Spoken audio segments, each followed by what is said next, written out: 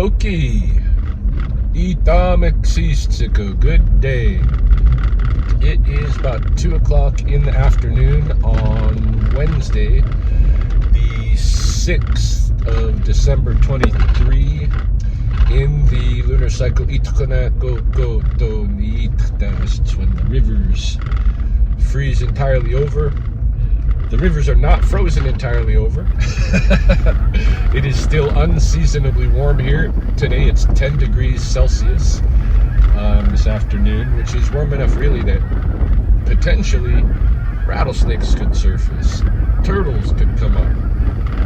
I don't think that they will, but it's potential. We haven't had, we've had some freezing nights and a little bit of snow a few weeks back and this kind of thing, but nothing like the weather we used to have. When I used to go on holiday break, when I was teaching at Red Crow College, I would go on a holiday break and it would always be like minus 30 to minus 40 and very snowy. I remember this well because always during that holiday break, I would take some time to go hunting, and it was very cold, very snowy this time of year in the recent past. So I don't know what's gonna happen. Our water's drying up. We went to the Old Man River Dam where Wally's Beach is for that video the other week, and that water is so low, and that's our drinking water, downstream here in Lethbridge. If we don't have a good flow, we're not going to have enough water, right? So I'm a little bit concerned about all of that stuff. It's looking weird the way that all the animals, they're supposed to turn white. The rabbits and weasels and stuff like that, they're supposed to turn white, have turned white, and they stick out like a sore thumb on this brown ass prairie. Anyhow, I wanted to start a video this afternoon and just give some updates because I haven't done a video for a little bit, and I know people are probably wondering what's going on with, what's the state of the lawsuit and that thing for my house, which is, at least that's what I think is a very important issue that needs to be dealt with right immediately. And so I want to talk about that stuff and just how things have been going, in general. Right now it's very busy at the house. I'm on the road just kind of killing time because Chrissy got a flat on one of her front tires the other day, and I took it off this morning and I brought it over to the tire shop, and I'm getting the flat repair on it, put it back on there so she can go to work tonight. But yeah, it's very busy at the house. We've got a full house with all of my roommates and our downstairs roommate's son, and the two kiddos are over at the house, Ducey and Lily. And we've been having a lot of fun with Ducey and Lily, and with Chris's sister as well. We went the other day. We went to this light show, I guess you'd call it, Christmas light show called Glow. It's at the Lethbridge Exhibition Center at the new Agriplex building, and it's basically it's like a tour through world architecture in lights. And so you go through China and India and the Netherlands and England and where else? France. And there's like maybe 7 or 8 different spots. You get a little passport while you're going, so at each of these places you can stop and get your passport stamped. And I think if you get all of your stamps for all the different countries in the show, then you get something at the end. I don't know, we just kept our passports. But it was fun. It was $20 for adults, free for children, and it made that a good value because not only did we get the light show, but when you tour through that world of lights, at the end of it you kind of come into a Christmas town of sorts, and there's a free Santa Claus. You can go take pictures on your own phone with their Santa, which is still a good deal, because if you go to the mall to get a Santa picture, you probably get paid $20 just alone. The admission to the show is $20 for adults, free for children, and it's going to be, I guess it's going to be running all month. So if you got kids, I think it's a good value, because you're going to get the free Santa picture plus some entertainment for the evening, you know.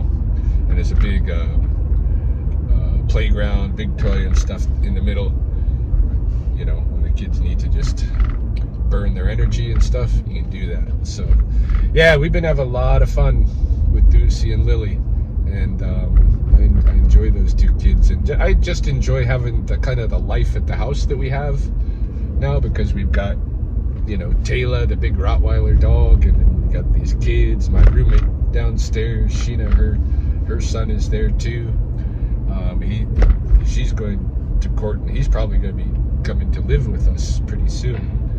And so it's nice. There's a lot of energy at the house, you know, and it's good. But it's all in jeopardy, right? That's the scary thing. And it's been now almost 2 weeks since I was served. I have 20 days to respond legally, and I have not done that. And a lot of that, you know, the almost 2 weeks that it's been, a good portion of that, I've been just kind of sitting, you know, I've just been in shock and at home, and like it's overwhelming when you're getting sued for your house, you know.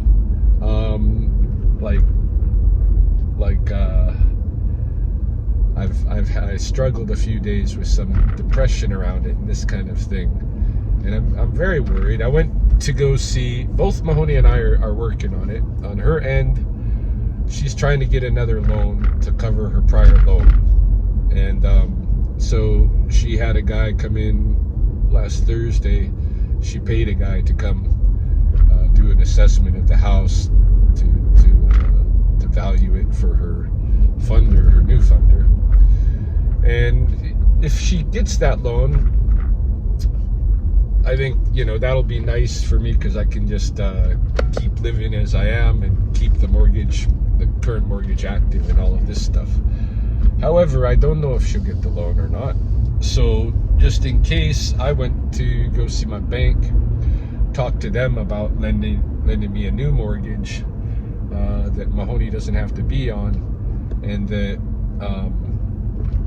I can use, because the house is, you know, we've had it for 7 years, and its value goes up every year just in general. When we first bought it, it was valued at $330,000. Now it's at like $380,000. So $50,000 right there just in value has gone up, just on the market price of the house. Plus, you know, in 7 years we've paid down some of that mortgage. So there is some opportunity to take a new mortgage, perhaps at the new value of the house, pay off the old mortgage, pay off Mahoney's debt and some of my debt, have Mahoney off of the new mortgage, and so I don't have to worry about the predatory loans or anything like that coming back at me again. That would be a nice way to go too. But the thing that sucks about taking out a new mortgage is that mortgage interest rates have gone up significantly since COVID, right? Here in Canada, when you take a mortgage, most of the time you're doing 5-year cycles. So I took a 25-year mortgage, but it's not really a fixed 25-year rate. Every 5 years you have to qualify for a new mortgage, or basically renew your mortgage with your company that your lender is. But you don't have to use your lender. If they come to you with a shitty interest rate for the next 5 years, you can switch. You can pull that mortgage to anywhere else. So the opportunity for you to get the lenders to compete every 5 years too, but it does, like, generally those interest rates are going to go up, right? So that's the thing that sucks, is that if I enter into a new mortgage, right, first of all, I'm not going to have it paid off till I'm almost 80 years old probably, and on top of that, like, it's just going to be more expensive all around than my current. So I'd rather Mahoney get her loan and take care of her own business, you know. But we'll see. And it could be that neither her plan works nor my plan work, and that's the thing that's scaring me. I did go see Lethbridge Legal Guidance. I want to talk to a lawyer, and I have an appointment on Tuesday now to talk to one, but that's only 2 days before I have to, you know, serve my response back to the lawyer in Edmonton. I don't even know how I'm going to do that. Like, I can't be driving to Edmonton to be serving papers and shit. So I don't know. That's like a 6-hour drive for me. I'm a slow driver and shit. So we'll see. We'll see what comes of that. But yeah, it has me a little bit paralysis, frozen. You know. I don't know quite what to do. I still have to fill out the forms to respond. I have to meet with this lawyer Tuesday. I'm going to try in the next 2 days to maybe meet with another lawyer here in town. See if anybody will give me any free advice. I don't know though. And go from there. But yeah, I basically got 1 more week left to respond to this lawsuit. And I don't know. I'm scared, you know, because I don't want to lose my house, all that stuff, and nobody else does either. Like Chrissy, of course, doesn't want to lose the house. My roommates don't want to lose their house, you know. It's sucks. Like it might not work out for me. I might lose the house. If I do lose the house, I have a plan B. And the plan B is going to be very different. Because I feel like if they take my house, in a way that's kind of it for me. Because I rely on that house as my base of operations for my business. I have to have my own place, really, because I need to be able to have dogs there, snakes there, wildlife of different sorts, you know. I need to be able to have it smell like skunk. It's a hard order to find a landlord who is going to be willing to let me use their property for my lifestyle. It's going to be hard to find a lifestyle match in a rental property. It might be impossible. But either way, even if I could find a match, I'm tired of paying other people's mortgages, and I'm tired of moving. I moved for 2 solid months already this year, and with the relationship changes that I've had, the moves that I've had to make, and all of this over the last decade, I'm burnt out. I'm burnt out. If they take my house, I think I'm going feral. For a little bit anyway. We'll see how long that lasts, but for a little bit, I think I'm going to go have an adventure. I'll sell everything that I own, you know, save for maybe a little bit of nostalgia that I can box up and store somewhere. I don't even need a storage space. Just get family or a friend to let me put a box in a closet somewhere in their house, you know. But yeah, the rest of my stuff I can sell. I don't need it. And I will rehome the animals that I have, and I will hit the road. And I think Chris will go with me if I do this, because she didn't really have anything to lose either. And she'd considered something like this herself, but, you know, didn't have anybody to suggest doing it with. But, you know, she's got no children of her own. She's got no real, like, property of her own, like no house or anything to tie her down or anything like that. She's got a job, a healthcare aid job, that is saleable anywhere. She doesn't have to live right here. And it's the kind of thing that we could just go away from this. We could go have an adventure for a year, we could go have an adventure for 2 years, 5 years, whatever, and return, and we wouldn't be any worse off than when we left, because we'll still probably be broke, and we'll still have the same qualifications and stuff that we had before. So we can get jobs and that kind of thing.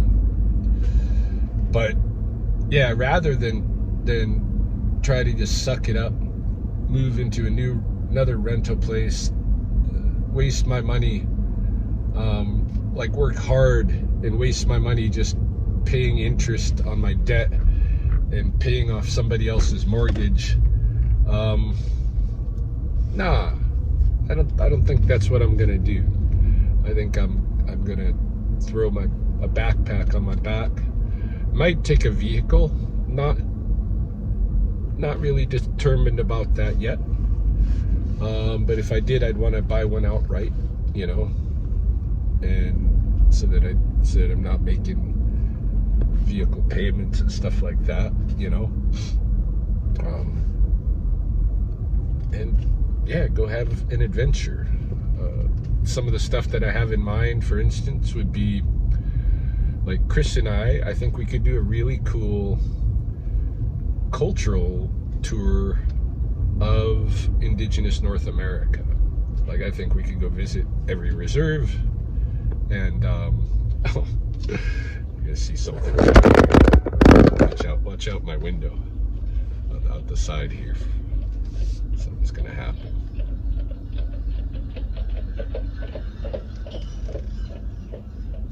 They're giving wagon rides, I guess. That's how nice the weather is. Yeah, I think we could do a really cool, go look at all of the different, a lot of different ecological projects and language projects and stuff that different reserves are doing. Chris and I both, we have connections all over Native North America, and me with YouTube, I've got people who know me from all over the place in general. Got family, got friends, and I think we can move around, spend a week visiting friends and family here and there, and get in showers and stuff now and then, but otherwise like camping out and having a big adventure. And we can come up here in the summers and do our ceremony stuff and whatever, and we can do it leisurely and really have some quality time to hang out with family and stuff. We can go check out the national parks, a lot of the national parks. We can go walk the Pacific Crest Trail or the Appalachian trails. We could go visit sacred sites all over North America. There's a lot to do and see that I haven't done and seen. I've been all over the place, but there's more, and I would not hesitate if they took my house to go in that direction. And that's kind of, at this point, that's my plan, is forget about trying to be settled anymore. Then I've done that. I'm gonna go feral, and it doesn't have to be forever, but while I'm still healthy, able-bodied, and Chris too, and everything, and we don't have anything tying us down, why not get out in the world and go have a little adventure if they're going to take my house away? To me, that's a good kind of optimistic projection for a plan B, if I need a plan B. I hope I don't need a plan B, because I really love my house. I don't want to lose my house, but I might, and if I do, this channel's gonna get exciting. Probably people are thinking, maybe you should just let go of that house and go do this plan B anyway. I get that too, I get that too. But the plan B is gonna involve a lot of hardship too. I mean, it's an adventure, but it's gonna be hiking every day in all kinds of weather. It's going to be not having money. It's going to be, it's going to be tough, right? So, either way though, keeping the house or going feral, either way, those things are I'm gonna have my hardships, my ups and my downs and stuff. So I don't mind.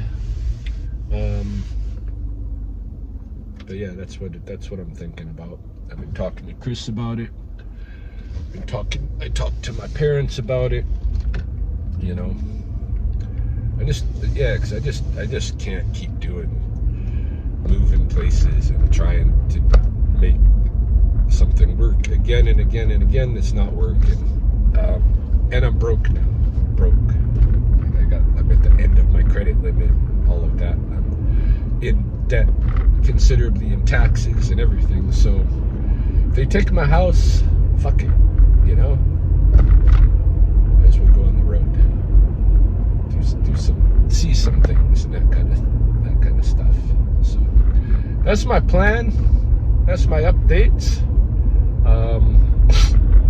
Not much to add for nature updates. However, the walk and talk that is supposed to happen this weekend, the bird nest walk and talk on Sunday, I understand is being postponed till March. They just didn't get enough people signed up and stuff. They've got some, but they'd like to get more, they're paying me to do these walks, so I think they wanted to at least break even on them, but yeah, so we'll see. I don't gotta be so anxious for that one